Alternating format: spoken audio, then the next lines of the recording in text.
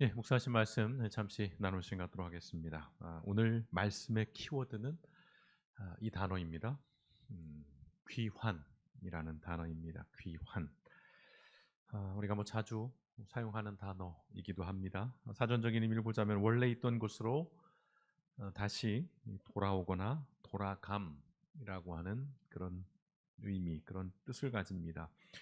근데 저 귀환이라는 단어에는 우리가 좀 묵상해 보면 간절함, 그리고 애절함, 그리고 기다림, 또는 눈물, 또는 어떤 고통, 뭐 이런 것들이 가득 담겨 있는 그런 단어이기도 합니다.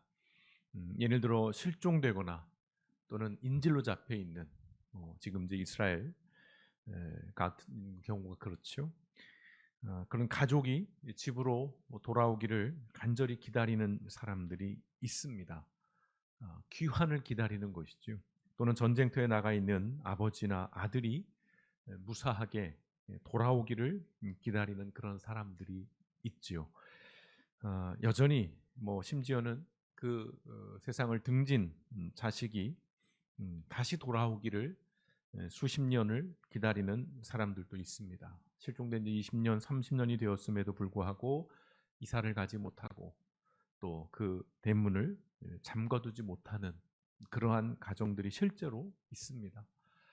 그래서 이 귀환이라는 단어는 어느 면에서는 절대 포기할 수 없는 그런 기대, 그리고 어떤 염원, 희망이 담겨 있는 그런 단어이기도 합니다. 오늘 우리가 묵상하신 이 스가랴서, 이 말씀을 관통하는 한 단어를 꼽으라면 바로 이 단어인 것이죠. 귀환입니다. 귀환. 오늘 이 스가랴서는 소선지서, 이 소예언서 중에서 가장 긴 말씀이에요. 소자가 들어가기엔 좀 안 어울릴 만큼 긴 말씀이에요. 근데 그 긴 말씀만큼이나 이 말씀 안에 담겨 있는 어떤 간절함, 그리고 어떤 기대, 그 소망은 매우 깊고 또 굉장히 강력합니다. 이 말씀의 역사적인 배경은 우리가 지난 주일 묵상했던 학개서와 같아요. 스가랴서는 이 스가랴 선지자가 8일 동안 밤낮으로 본 그 8개의 환상을 기록해 놓은 말씀인데요. 크게 그냥 잠깐 보자면 1장에서 8장까지는 학개서와 같이 중단된 성전 공사를 다시 재개하고 이제 그 건축을 마무리하도록 촉구하고 격려하는 말씀이 담겨 있고요. 그리고 9장에서 마지막 14장은 이제 성전이 재건된 이후에 이스라엘에 오실 그들이 기다리고 고대하는 메시아를 예언하는 그런 말씀으로 구성되어 있습니다. 오늘 본문 우리가 묵상하신 이 본문 말씀은 하나님께서 이제 이 스가랴 선자를 통해서 유대 민족을 향해 그들이 죄를 회개하고 하나님께로 돌아오라고 촉구하시는 말씀이에요.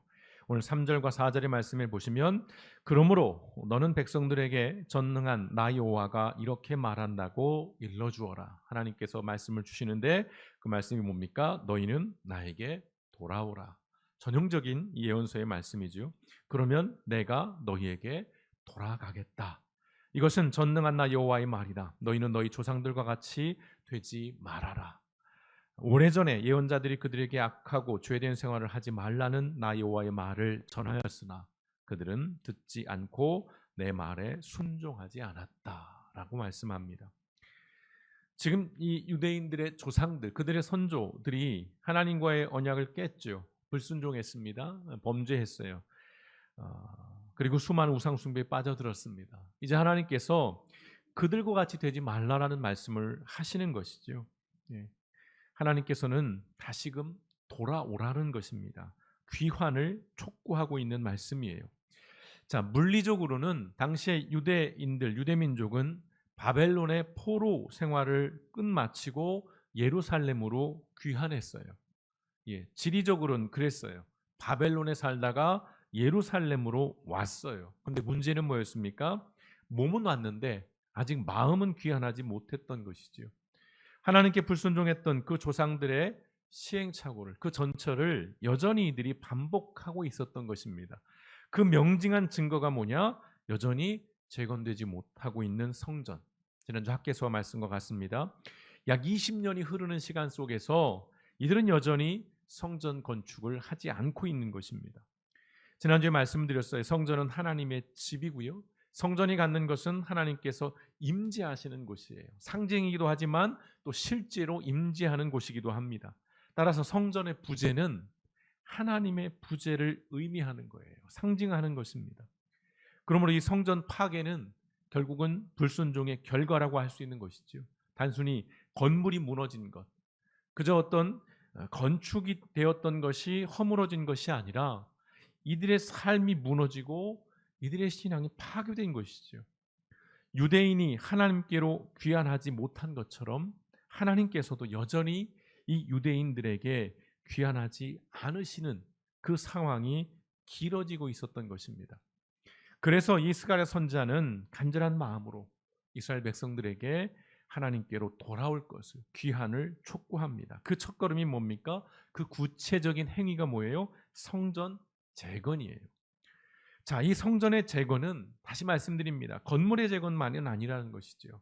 성전 재건이 갖는 의미는 귀환이라는 것입니다. 어떤 귀환입니까? 하나님과 신실한 관계의 귀환이에요. 언약의 백성이잖아요. 아브라함과 맺은 그 언약, 나는 너의 하나님이 되고 너는 내 백성이 된다라고 하는 이 언약, 이 신실한 관계의 귀환을 의미하는 것이고요. 또한 이 성전 재건은 하나님을 향한 온전한 예배의 귀환이에요. 지난주에 말씀드렸듯이 당시에 이 성전은 그들의 신앙, 그들의 삶의 중심이었어요. 특별히 예배의 중심이었어요. 이스라엘 사람들은 이 성전을 통해서 하나님 앞에 나아갔고 성전 가운데 하나님이 임재하셨죠. 그러니까 이 성전이 재건된다는 것은 그들의 예배가 다시 돌아온다는 거예요. 귀환한다는 것입니다. 또한 이 성전의 재건은 하나님의 사람으로의 그 존재로의 귀환인 거예요. 그들의 정체성, 내가 누구인지, 그들이 이전까지는 하나님으로부터 버림받은 것 같은 잊혀진, 그래서 이방인의 땅에서 노예로 그렇게 살아갔던 사람들이지만 이제 그들이 명확해지는 거예요. 이 성전이라는 것이, 이 재건을 통해서 우리가 하나님의 사람이라고 하는 그 존재가 다시 회복되는, 돌아오는 그런 의미를 가진 것이죠. 아울러 이 성전 재건은 이스라엘 공동체의 귀환이에요. 하나님의 택한 백성으로서의 그런 공동체로서의 귀환을 의미하는 것입니다. 즉, 이 성전 재건은 무너진 삶을 재건하고 무뎌진 그 신앙을 회복하는 일이라 할 수 있는 것입니다. 여러분, 그렇다고 한 번 건축되었다고 또 영원히 존재하는 건물은 없지요. 세상의 모든 건물들, 존재하는 것들은 다 그렇습니다. 이 성전도 그러한 것이죠. 물리적으로 보자면 낡아가는 거예요. 시간이 갈수록 낡아갑니다. 영적인 의미로 보자면 우리의 신앙이 무뎌진다는 것이죠. 그래서 건물은 수시로 보수해야 합니다. 고쳐 나가야 한다는 것이죠. 그래야 안전하게 오래 가는 것입니다. 우리의 신앙도 마찬가지예요. 끊임없이 보수해야 한다는 것입니다. 다시 말해 개혁해야 한다는 것입니다. 종종 말씀드리죠. 한번 주유로, 한번 충전한 것으로 영원히 달리는 자동차는 없습니다. 반드시 언젠가는 다시 기름을 채워야 하고 다시 충전을 해야 하는 것입니다. 그리고 고장나지 않는 그런 자동차는 없습니다. 끊임없이 수리하는 거예요. 고치며 그렇게 살아가는 것이지요. 마찬가지예요. 한 번 받은 은혜가 평생 가지 않습니다. 그렇죠?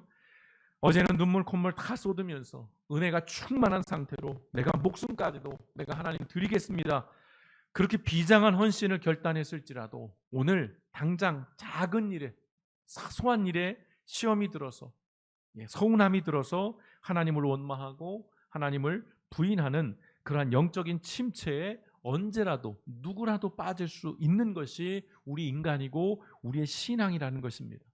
그래서 더 신앙적으로 혼란스럽고 흔들릴 수 있다는 것이지요. 우리의 그런 연약함들로 인해서. 그러나 우리는 기억해야 합니다. 잊지 말아야 해요. 뭘 잊지 말아야 합니까? 타락한 인간은 원래 그런 존재라는 거예요. 어제는 내가 은혜가 충만했는데 오늘은 내가 왜 이럴까? 야, 나는 정말 쓰레기구나. 정말 나는 이상하구나. 아니요. 원래 누구나 다 그런 존재인 것입니다. 우린 고상하지 않아요. 우린 대단하지 않습니다. 깨어진 우리의 존재는 그렇다는 것입니다. 어느 면에서는 이게 정상이라는 것이죠. 물론 정상은 아닙니다만 타락한, 깨어진 존재로서 본다면 정상이라는 것입니다. 자, 먹고 사는 일이 시급하고 간절했던 그때에 이스라엘 백성들은 성전 건축을 시작을 했어요. 그리고 그들은 모여서 예배를 우선했습니다. 처음 바벨론에서 귀환했을 때, 지난주 학개서 말씀입니다. 근데 먹고 사는 일에 이제 어느 정도 여유가 생기고 그들한 삶에 익숙해지자 어떤 일이 벌어집니까? 성전 건축과 예배는 뒤로 밀려요. 물론 이유는 있습니다. 주변에 민족들이 방해도 하고 이간질도 하고 그래서 성전 건축이 그쳐진 건 맞아요. 그러나 그렇다고 해서 그것이 절대적으로 성전 건축을 할 수 없는 상황이었느냐? 그건 아니지요. 하나의 구실이 된 거고 핑계가 된 것이고 그럴듯한 이유가 된 것이지요. 자꾸 뒤로 밀리는 거예요. 하나님의 다음이 되는 것입니다. 뒷전이 되는 거예요. 하나님이 아래에 놓이게 되는 것입니다. 배고프면 간절해지고 배부르면 간사해지는 것이 우리 인간들입니다. 역설이죠. 자, 이 역설은 인간의 죄성에서 비롯된 것입니다. 무심하고 무감하면 점점 오차가 벌어져요. 하나님을 향한 나의 마음, 나의 시선, 나의 관심, 나의 열정, 나의 헌신은 점점 소멸되어 갑니다.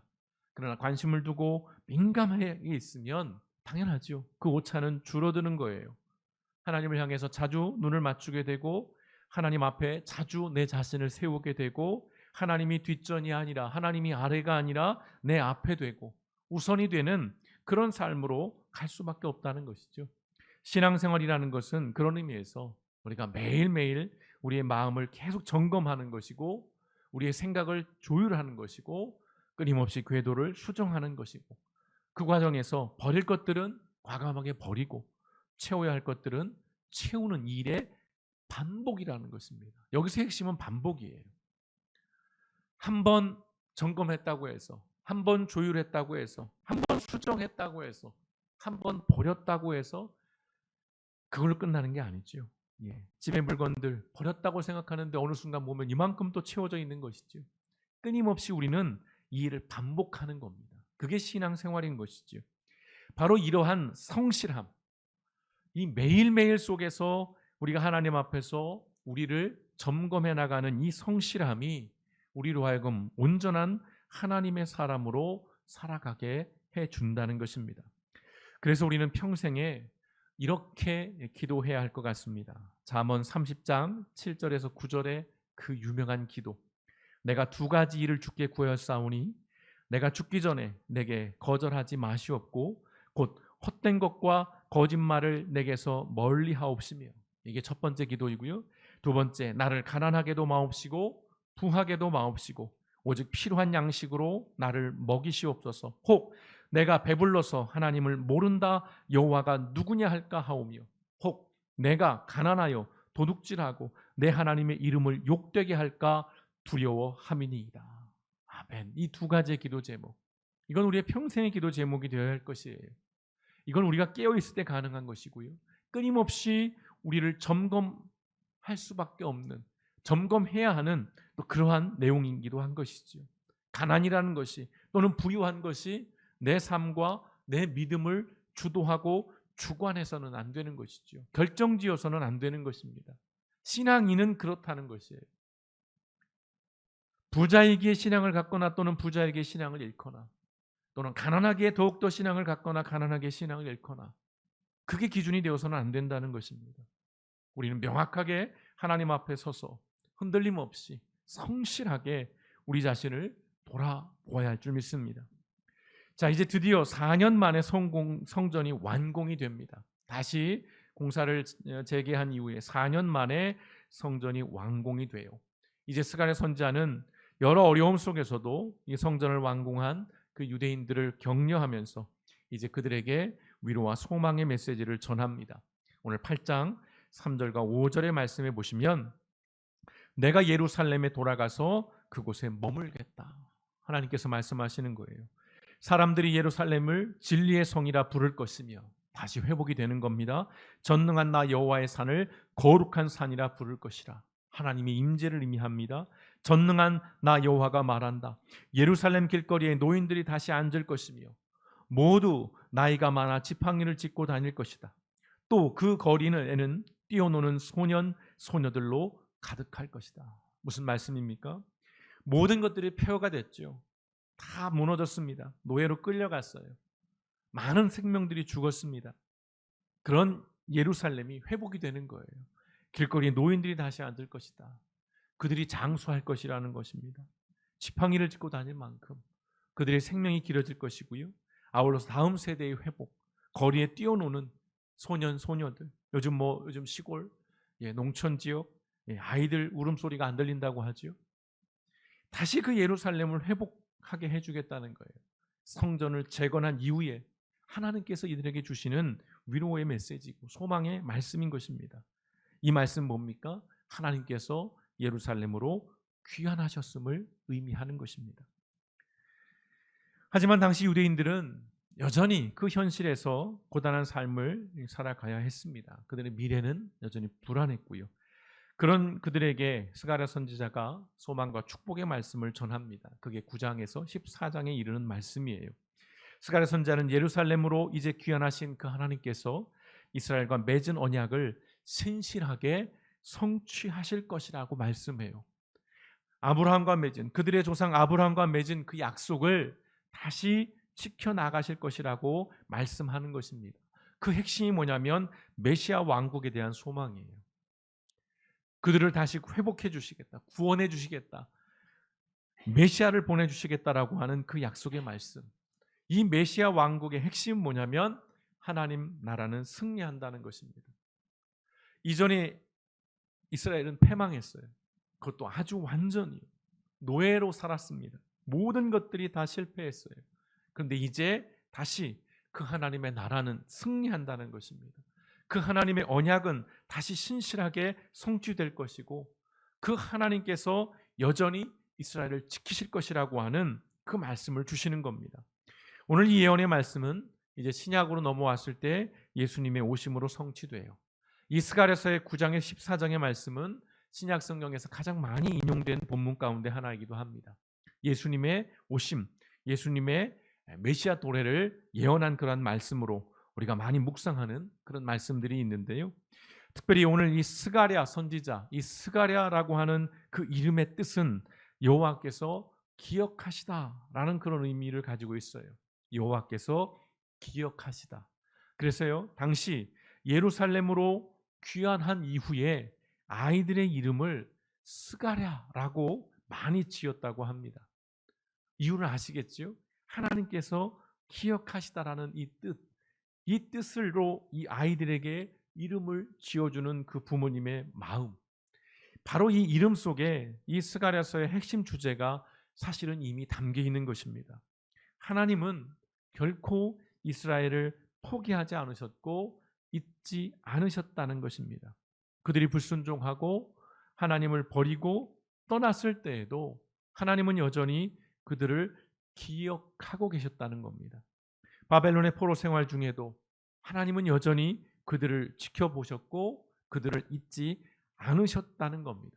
물론 유대인들이 볼 때는 우리는 버림받았고 우린 잊혀졌고 그 속에서 그들은 분노를 느끼기도 하고 한없는 슬픔을 그리고 어떤 절망을 느꼈지만 그러한 상황 속에서도 여전히 하나님은 그들을 기억하고 있었다는 것입니다.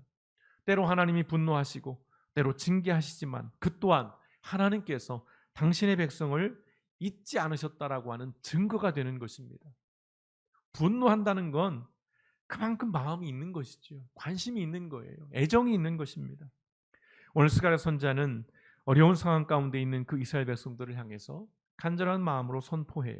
그 선포를 요약하면 이런 것입니다. 하나님께서 우리를 기억하십니다. 하나님께서 우리를 돌보십니다. 하나님께서 우리에게 승리를 주십니다. 이게 스가랴 9장과 14장을 관통하는 핵심 메시지예요. 하나님이 우리를 기억한다는 것, 우리를 여전히 돌보고 계신다는 것, 그리고 마침내 우리에게 승리를 주신다는 것. 자, 이 말씀을 하는 이유가 뭡니까? 그러니 무너지지 말라는 겁니다. 그러니 무뎌지지 말라는 거예요. 여전히 현실이 고단하고 어렵지만 그러나 그 하나님께서 우리를 기억하고 있고 우리를 돌보시고 우리에게 승리를 주실 것이기에 무너져서는 안 되고 무뎌져서도 안 된다는 것입니다. 그 이유가 뭡니까? 하나님은 성실하시고 신실하신 분이시기 때문에 그렇습니다. 신명기 7장 9절의 말씀에 그러므로 당신들은 주 당신들의 하나님이 참 하나님이시며 신실하신 하나님이심을 알아야 합니다. 주님을 사랑하고 주님의 계명을 지키는 사람에게는 천대에 이르기까지 그의 언약을 지키시며 또 한결같은 사랑을 베푸시는 신실하신 하나님이심을 알아야 합니다. 라고 말씀해요. 신실하신 분이시기에, 성실하신 분이시기에, 한결같은 진실하신 분이시기에 우리가 하나님 앞에 무너지거나 무뎌져서는 안 된다는 것입니다. 또한 시편 100편 5절의 말씀, 여호와는 선하시니 그의 인자하심이 영원하고 그의 성실하심이 대대에 이르리로다. 성도 여러분, 내 상황과 내 환경에 상관없이 하나님께 우리가 성실해야 하는 이유는 하나님께서 그렇게 나에게, 우리에게 성실하시고 진실하시기 때문인 것입니다. 우리가 사는 세상은 사실은 이 성실이 조롱받고 신실이 멸시받는 곳이에요. 그렇잖아요. 여러분, 그런 세상에 지금 살고 있잖아요. 성실하게 살고 신실하게 사는 그러한 삶이 오히려 미련하고 어리석어 보이는 그러한 세상에 우리는 살고 있어요. 실제 현실에서 그렇다는 것입니다. 그래서 우리는 때로 어쩔 수 없이 반칙도 하고 속임수도 쓰며 살아갑니다. 세상에서 우리도 그렇게 살아간다는 것입니다.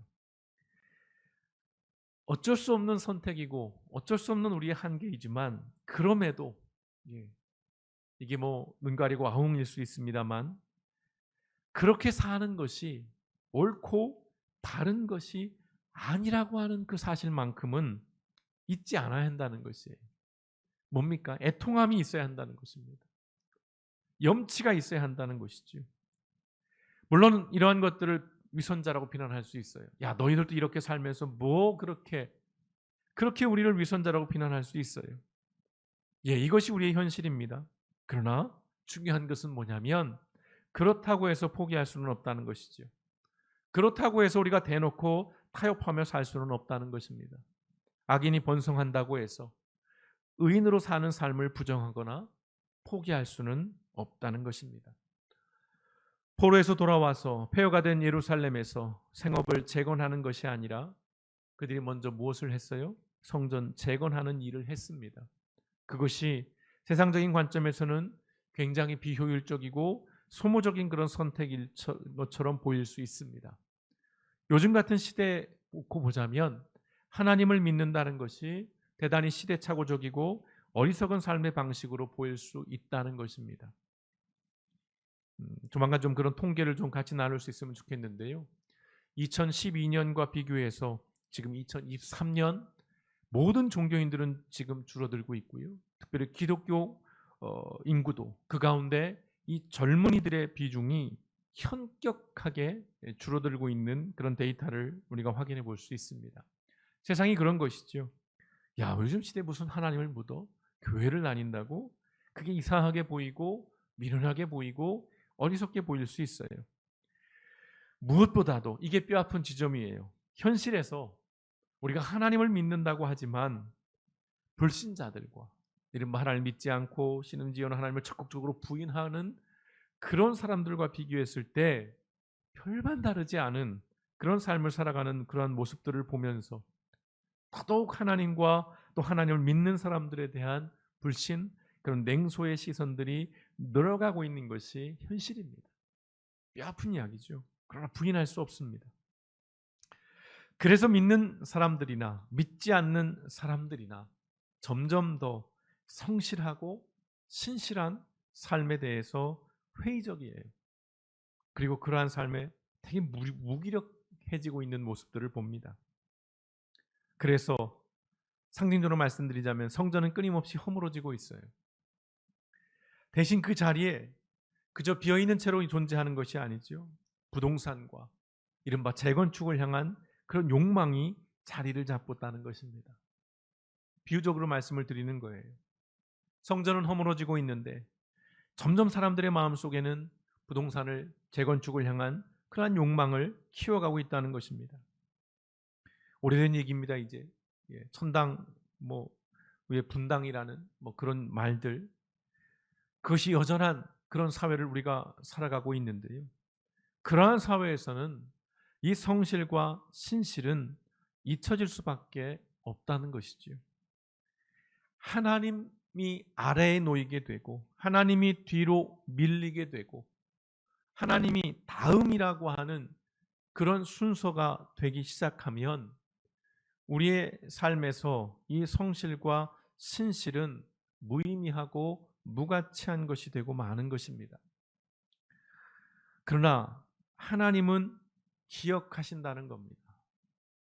성실하시고 진실하신 하나님께서는 이 세상이 어떠하든 여전히 우리에게 성실하고 이 신실한 삶을 요구하신다는 겁니다. 첫 번째 크리스마스를 통해서 그 이유를 보여주셨어요. 예수님께서 이 땅에 오심으로. 그리고 이제 두 번째 크리스마스, 다시 오실 예수님을 통해서 그 삶을 단호하게 평가하실 겁니다. 이게 우리가 믿는 신앙이에요.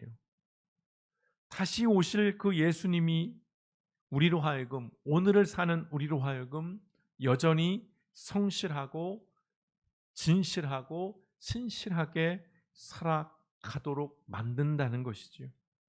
성도 여러분, 이 성실함과 이 신실함으로 오늘 우리의 이 현재를 살아내시고 또한 내일을 소망하는 그러한 삶을 살아가시기를 축원드립니다. 세상이 어떠하든, 세상이 어떤 가치로 살아가든, 세상이 어떠한 문화를 만들어 가든 하나님은 여전히 기억하고 계신다는 사실을 우린 잊지 않으셨으면 좋겠어요. 우리가 완전해서도 아니고 우리가 온전해서도 아니고 우리는 티끌 하나 없이 깨끗하고 거룩해서가 아니라 우리도 여전히 형편없고 우리도 여전히 수많은 허물과 수많은 더러운 것들을 뒤집어 쓰고 사는 인생이지만 그러하기에 하나님 앞에 엎드려서 그 하나님의 그 신실하심, 성실하심에 기대어서 우리 마음의 애통함을 가지고 날마다 그 하나님의 도우심을 구하며 살아갈 수밖에 없는 그런 인생이라는 사실을 우리는 어떠한 상황과 형편에서도 잊지 않으셨으면 좋겠습니다. 오늘 특별히 1장 3절 하반절 말씀, 너희는 내게로 돌아오라 만군의 여호와의 말이니라 그리하면 내가 너희에게로 돌아가리라 만군의 여호와의 말이니라. 이 하나님의 이 말씀을 우리가 다시금 마음에 새기셔서 매일매일의 삶이 우리가 하나님께로 돌이키고 하나님께로 돌아오는 삶이 되기를, 매일매일의 삶에서 하나님이 내 뒤로 밀리는 인생이 아니라 어찌되었든 하나님을 우선하고 하나님을 위에 두고 그 하나님 앞에서 우리의 삶을 살아가시는 저 여러분, 우리 길복교회 모든 성도님 되시기를 주님의 이름으로 축원드립니다. 함께 기도하시겠습니다.